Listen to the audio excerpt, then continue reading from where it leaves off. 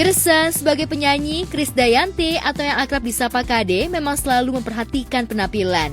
Tak hanya saat tampil di depan publik, saat mengunjungi dan bermain dengan kedua cucunya pun, Kade selalu tampil mempesona. Lihat saja saat beberapa waktu lalu, Kade melepas rindu dengan Amina dan Azura, yang baru pulang liburan dari Dubai. Penampilan Kade jadi sorotan, bukan hanya gaya busana, tas yang ditentengnya untuk menunjang gayanya, juga menarik perhatian netizen. Pasalnya Kade menenteng sebuah tas branded dari rumah mode terkenal.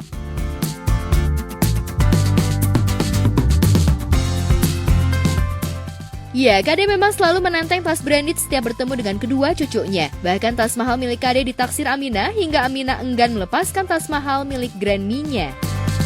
Ini mau pulang saling dulu sama Kenny. Nih. Oh, tas kecil Wah, sayang anaknya minta tasnya yang ini, yang kecil. Sayang, mintanya tas yang kecil yang oh, kalau ini sih bapak nggak mau ikutan. Oh, langsung digabungin. Oh, Ini saya mama ajarin, boleh mama ajarin? enggak. Oh.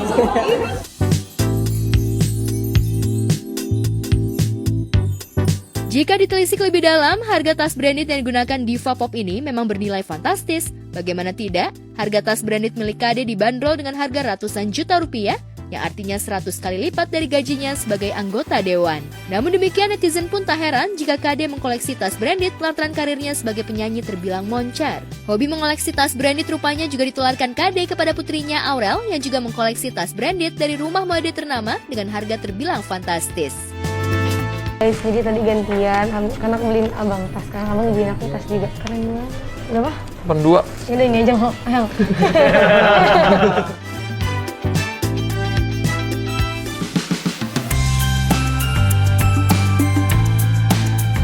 Tak hanya Kade, artis dan model senior Donna Harun rupanya juga mengkoleksi tas branded. Dan beberapa waktu lalu, Donna membeli sebuah tas branded dengan harga puluhan juta rupiah. Dalam akun media sosialnya, Donna pun memperlihatkan saat dirinya mengunboxing tas yang baru saja dibelinya.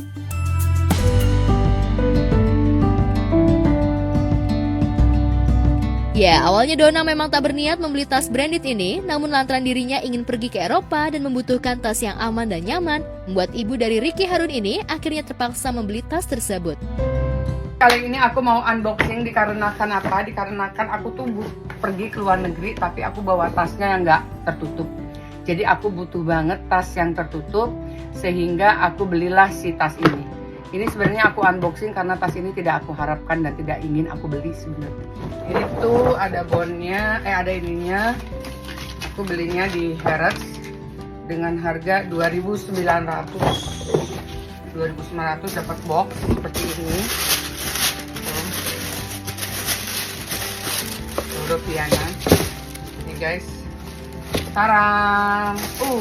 Masih dibungkus-bungkus lagi. Masih dibungkus-bungkus lagi. Aku sebenarnya nggak mau beli ini guys, nggak mau. Kalaupun ia beli mau merek lain dan bukan merek dia dan bukan model seperti ini. Tapi karena aku sangat butuhkan untuk pergi ke Eropa, nih, jadi ada resletingnya ketutup. Jadi memang diperlukan sekali. Nih guys, bagus sih sebenarnya. Tuh, oke nggak? Oke nggak sih?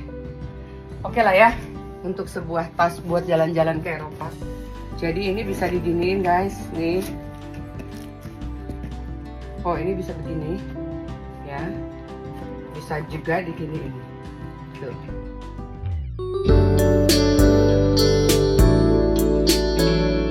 Meski berharga mahal, namun Donna rupanya memang kurang serak dengan tas berwarna putih dengan beberapa kompartemen dan juga ada kuncinya yang memang dibutuhkan Donna saat dirinya jalan-jalan di Eropa.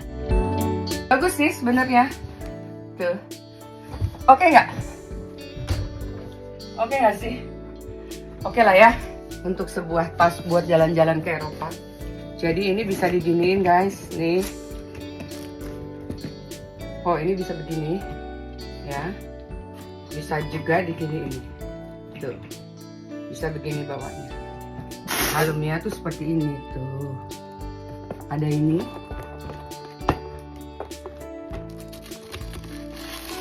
Ini apa lagi? Banyak banget. Tuh, ada kayak kompartemen kecil ya. Lumayan ya. Bukan lumayan sih, bagus sih. Aku suka warnanya karena warnanya di aku cocok. Yang lain-lainnya sih warnanya banyak ya, tapi banyak warna-warna yang kesannya kalau dipakai oleh aku tuh kayak menggambarkan umur aku. Kalau ini agak lebih mudaan sedikit ya. Jadi aku susah banget sih ininya, oh my god. Jadi ini ada kuncinya begini, itu yang membuat aku akhirnya membeli. Tuh, ke kanan, ke kiri, jadi nggak bisa dibuka oleh, katanya kan bahaya kalau ke Eropa.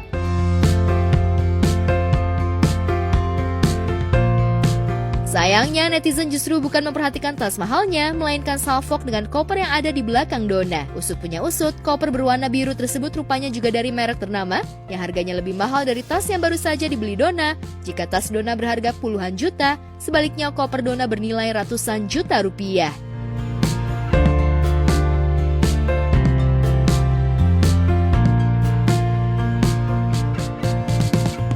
Di sisi lain, kehidupan Kartika Putri kembali menjadi sorotan. Pasalnya Karput justru terlihat senang saat pamer koleksi tas mewahnya dengan harga ratusan juta hingga miliaran rupiah yang merupakan pemberian dari Habib Usman Yahya sang suami. Tas mewah tersebut ditempatkan Karput di lemari khusus. Kalau buat aku pribadi sebenarnya gini, apapun postingan itu tergantung dari niat sang pemposting gitu ya. Dari mulai judulnya, dari mulai potongan-potongan videonya gitu. Barang-barang yang kami beli itu nggak satu waktu aku shopping langsung begitu, enggak. Itu punya story satu persatu dan takes time untuk aku kumpulin semuanya. Itu makan waktu tahunan gitu. Jadi buat aku pribadi agak lucu. Dan juga kita belinya juga di store-nya langsung, which is itu harganya beda gitu ya. Perlu teman-teman ketahuin bahwa brand yang aku kumpulin itu adalah salah satu investasi kalau kita belinya di toko resminya.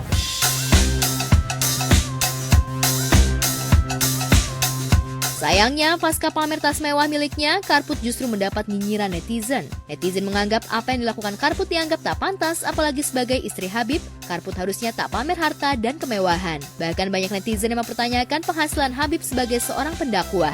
Lantas apa tanggapan Karput terkait nyinyiran netizen? Jadi buat aku pribadi nggak mau diambil pusing juga. Dan yang kedua juga kan orang nggak tahu background keluarga aku seperti apa, pekerjaan aku juga seperti apa, keluarga aku juga seperti apa. Jadi nggak mau ambil pusing aja sih gitu. Cuman yang kasihan lebih ke kasihan ke Habib aja. Karena orang jadinya bawa Habib, istri Habib, istri Habib. Itu aja sih yang makanya aku selalu minta maaf Habib. Habib maaf ya kalau seandainya ke bawah-bawah.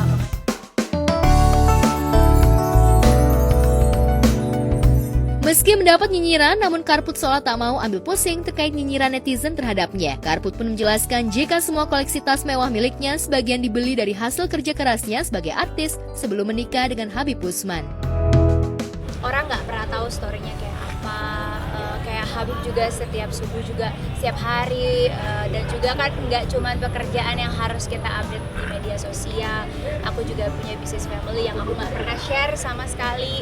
Alhamdulillah juga orang tua aku menghidupin aku cukup dari sebelum menikah sampai sudah menikah juga. Ketika mama berpulang juga alhamdulillah diberikan warisan yang menurut aku juga lebih dari cukup gitu. Jadi kan aku nggak mungkin ya menceritakan itu semua gara-gara aku mulai berpikiran ada nilai investasinya. Aku punya anak 5 gitu yang punya masa depannya masih panjang, masih kecil-kecil. Yang bisa aku doakan cuman ya mudah-mudahan Allah kasih mereka semua rezeki dari pintu yang lain sehingga tidak lagi menzalimi banyak orang. Semoga juga mereka juga dapat hidayahnya sehingga membuat sesuatu yang diviralkan yang bermanfaat untuk orang banyak gitu. Karena balik lagi aku seorang ibu, seorang istri, aku juga punya keluarga mertua aku yang harus aku hormati gitu.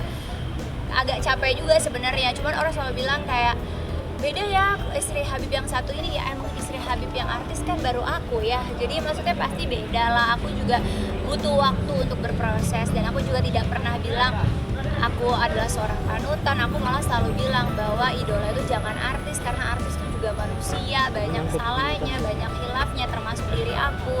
aku juga masih fakir ilmu gitu, jadi kayak masih banyak belajar. Jadi buat aku kayak jangan menuntut mentang-mentang aku nikah sama Habib tuh aku harus sempurna gitu.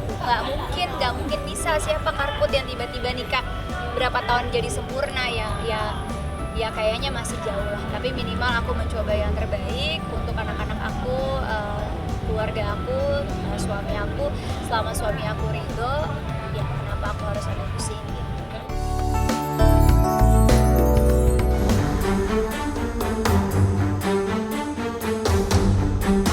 Menggunakan tas branded di kalangan selebritis seolah memang sudah menjadi hal yang lumrah. Tak untuk gaya-gayaan, tas branded juga seolah menjadi simbol kemewahan seorang selebriti. Namun nyatanya tak semua selebriti menggunakan tas asli dan berkualitas. Hal ini diungkapkan Ruben Onsu yang secara terang-terangan menyindir rekan sesama artis yang kerap bergaya dan pamer, namun justru menggunakan tas KW.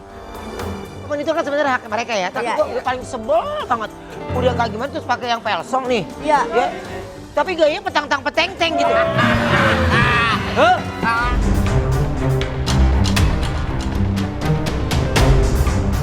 Ya, Ruben rupanya kesal dengan tingkah selebriti yang selalu bergaya sombong di hadapannya. Ruben pun mencoba mengklarifikasi ke toko tas branded tersebut dan alangkah terkejutnya Ruben saat tahu tas yang digunakan sang artis adalah tas palsu. Namun sayangnya, Ruben enggan membeberkan siapa artis yang dimaksud. Foto, set gue zoom, set gue foto. Langsung gue kirim ke toko gitu ya. Iya. Kok lu ada yang brand gini, kok ada yang model gini, lu gak ngasih tau gue? Iya. Terus langsung si orang brand toko, itu artis itu ya, emang sering pakai palsu.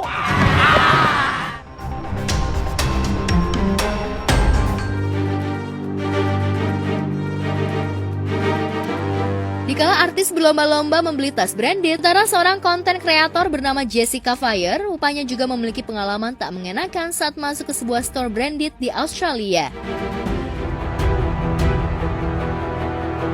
Niat hati Jessica ingin membeli sebuah tas yang memang sudah lama diidamkannya, namun dirinya justru mendapat intimidasi dari petugas security di store tersebut.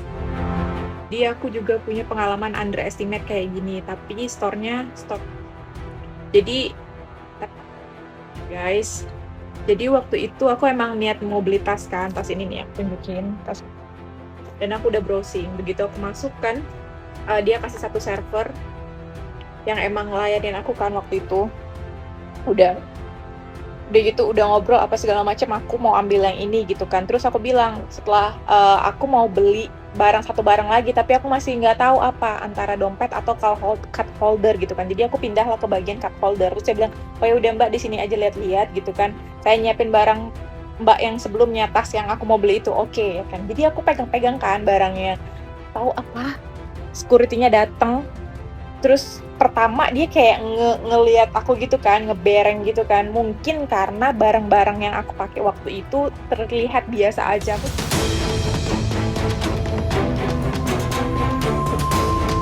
Awalnya saat masuk ke store tersebut, Jessica dilayani dengan baik oleh pegawainya. Jessica pun sudah memilih beberapa barang yang diinginkannya. Namun saat pegawai tersebut pergi untuk mengambil barang yang diinginkan Jessica, seorang security mendatanginya dan melarang Jessica untuk memegang barang-barang yang didisplay. Security tersebut seolah tak percaya dengan penampilan Jessica yang kala itu hanya menggunakan tas dengan merek ternama dan juga sepatu Keds. Security tersebut menganggap jika Jessica tak mampu membeli barang-barang di store tersebut. Hal ini rupanya membuat Jessica kapok untuk belanja ke store tersebut.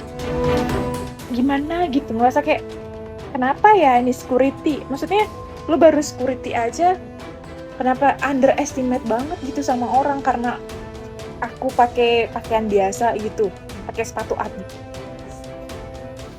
Kelihatan miskin, jadinya underestimate. Sejak saat itu aku bersumpah sama diriku, aku tidak akan beli barang.